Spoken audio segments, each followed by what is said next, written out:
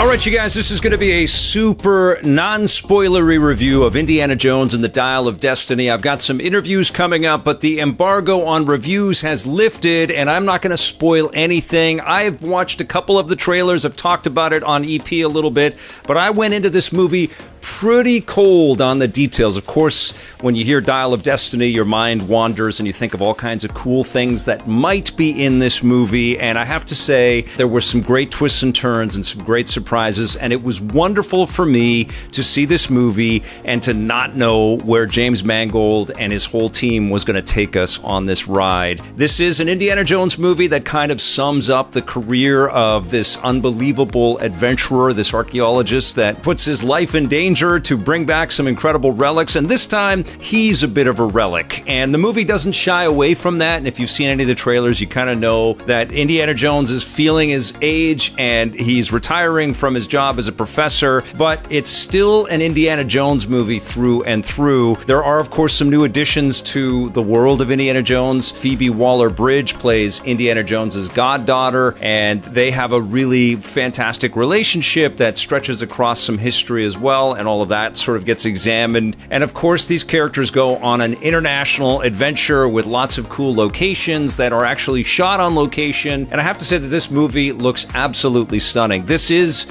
an Indiana Jones picture in every sense of the word. It's like something that would have fit right snugly alongside the Steven Spielberg stuff from the 80s, but it's using all kinds of modern technology that Lucasfilm has at its disposal. And of course, chief among that is the ability to age down Harrison Ford and play a younger Indiana Jones, and that is incredibly effective. It's probably the most effective de-aging that I've seen in a movie so far, and it's a big chunk of the movie, and that's all I'm going to say about that. And of course, this movie has some pretty cool bad guys as well, headed up by Mads Mikkelsen. You really hate this guy, and that's testament to the power of his performance, and it also creates some really interesting stakes. There are some pretty heavy sequences in the film.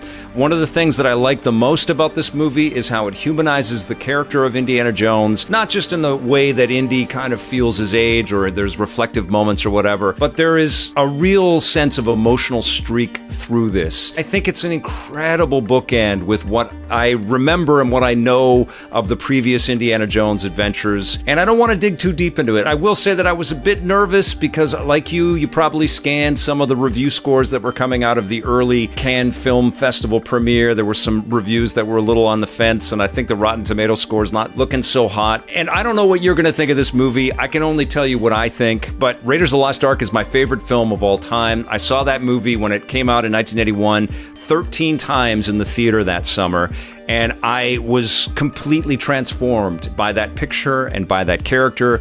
Indiana Jones has become my favorite character.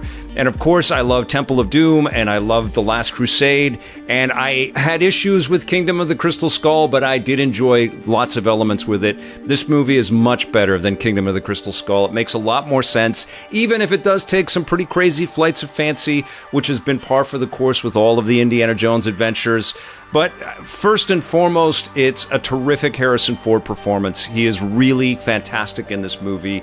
You really care for him, you care about him. Of course, for people like me that have been along for the whole ride, there is emotion tied to this being the last adventure with Indiana Jones, or Harrison Ford playing Indiana Jones. The only thing that I will leave you with is that this movie unapologetically champions the idea of the importance of history and the importance of hearing what our elders have to say. It really flies in the face of thinking that people are too old to have an adventure or be vital and provide some real fantastic insight, but it also isn't afraid to dig into the fact that not everything is hunky-dory all the time with our movie heroes. I love this movie. I think it's wonderful. I can't wait to hear what you guys say. I'm definitely going to come back with some spoilery thoughts. I'm going to see this movie again, and we'll talk about it some more, but I absolutely love Indiana Jones and the Dial of Destiny. It's not the best of the indie movies, but I'm going to give it a 9 out of 10.